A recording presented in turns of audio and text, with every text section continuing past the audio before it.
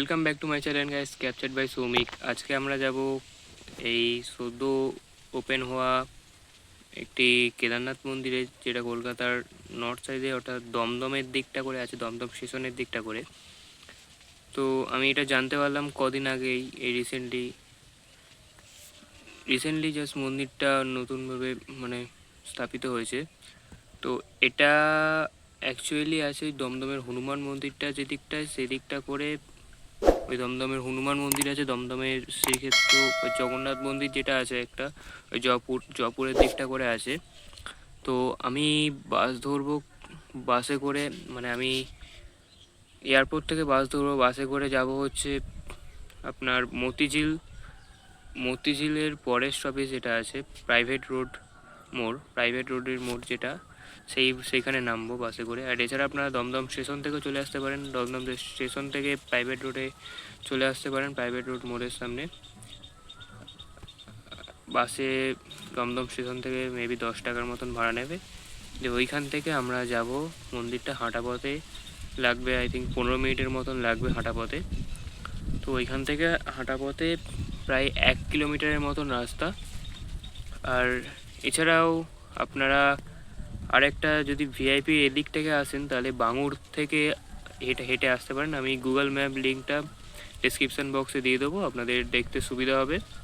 তো চলুন তাহলে বেশি দেরি না করে যাওয়া যাক। তো এই যে সামনে লেখা আছে প্রাইভেট রোড, এটাই হচ্ছে প্রাইভেট রোড মোড়। আমরা এর উল্টো দিকে একটা রাস্তা চলে গেছে সোজা, এই যে এই রাস্তাটা দিয়ে আমরা সোজা চলে যাব।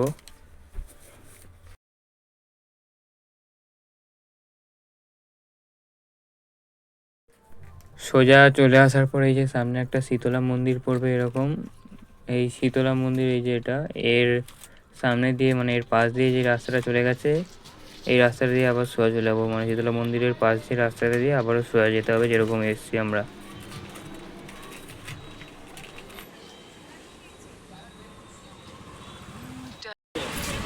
এই যে সোজা চলে এলে একদম শীতলা মন্দির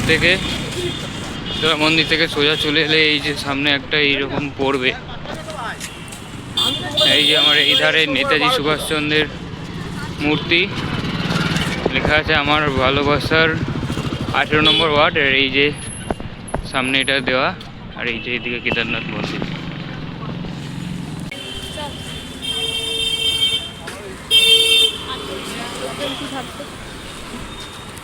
এই যে সামনে জুতো রাখার এটা আছে এখানে।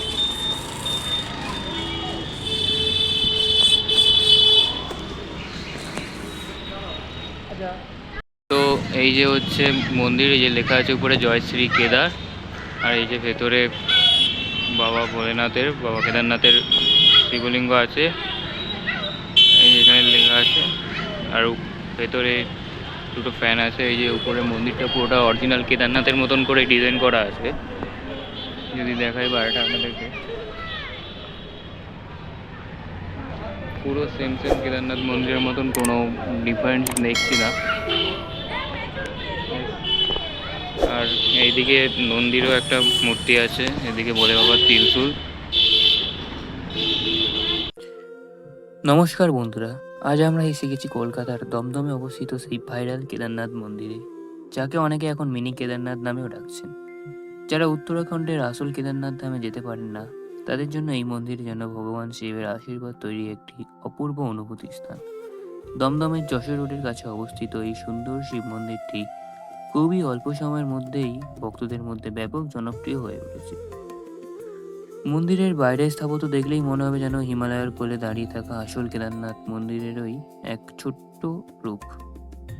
পাথরের মতন ডিজাইন, মন্দিরের গঠন, সামনে নন্দী মহারাজের উপস্থিতি এবং চারপাশের শান্ত পরিবেশ, সবকিছু মিলিয়ে এখানে এলে এক অন্যরকম আধ্যাত্মিক অনুভূতি হয়। এই মন্দিরটি প্রতিদিন সকাল 6:30 থেকে দুপুর 12টা পর্যন্ত খোলা থাকে এবং বিকেল 4টে থেকে রাত 9টা পর্যন্ত দর্শনার্থীদের জন্য উন্মুক্ত থাকে।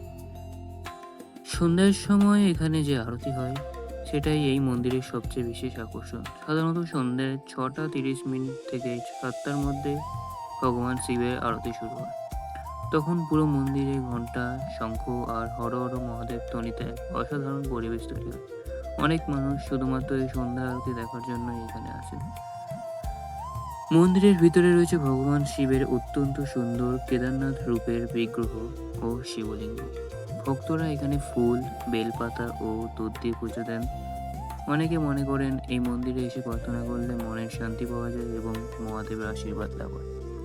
আসল কেদারনাথ মন্দির ভারতের উত্তরাখণ্ডে হিমালয়ের কোলে অবস্থিত এবং এটি হিন্দু ধর্মের অন্যতম পবিত্র জ্যোতির্লিঙ্গ। বিশ্বাস করা হয় মহাভারতের পর পাণ্ডবরা ভগবান শিবের দর্শনের জন্য কেদারনাথে এসেছিলেন। সেই ঐতিহাসিক ও আধ্যাত্মিক গুরুত্ব থেকে দমদমের এই মন্দিরটি কেদারনাথের আদলে নির্মাণ করা হয়েছে, যাতে সাধারণ মানুষ কাছ থেকে সেই পবিত্র অনুভূতি উপভোগ করতে পারে। বর্তমানে সোশ্যাল মিডিয়াতে এই মন্দির ব্যাপক ভাইরাল হয়েছে, বিশেষ করে সন্ধ্যের আলো, মন্দিরের সৌন্দর্য এবং ভক্তিময় পরিবেশ এখানে রিলস ও ইউটিউব ভিডিও করার জন্য একদম পারফেক্ট। তবে শুধুমাত্র ছবি বা ভিডিও নয়, এখানে এলে সত্যি এক শান্তি অনুভূতি হয়। শহরের ব্যস্ত জীবনের মাঝেও এই মন্দির যেন ভক্তদের জন্য এক টুকরো আধ্যাত্মিক আশ্রয়। আপনারা যদি কলকাতা বা দমদমের আশেপাশে থাকেন, তাহলে অবশ্যই একবার এই সুন্দর কেদারনাথ মন্দিরে ঘুরে আসুন। পরিবার, বন্ধু বা একা যেভাবে আসেন না কেন, এখানে এসে ভগবান শিবের আশীর্বাদ ও এক অপূর্ব শান্তির অনুভূতি নিয়ে ফিরবে। দমদমের এই নবনির্মিত বাবা কেদারনাথের এই মন্দিরটি কেমন লাগলো অবশ্যই ভিডিওটির কমেন্টে জানাবেন। এবং এই ছিল আমাদের ফুল ভিডিও। জয় বাবা কেদার, হর হর মহাদেব। দেখালাম পুরোটা ভিডিওতে কেদারনাথ মন্দিরটা কীরকম লাগলো অবশ্যই ভিডিওটা কমেন্টে জানাবেন। আর এটা পুরোটাই ওই উত্তরাখণ্ডের কেদারনাথ মন্দির, যেরকম অরিজিনাল যে কেদারনাথ মন্দির সেম সেম পুরো ভেতরের জ্যোতির্লিঙ্গ সেম, সামনে নন্দীর মূর্তি যেটা আছে পুরো সেম সেম।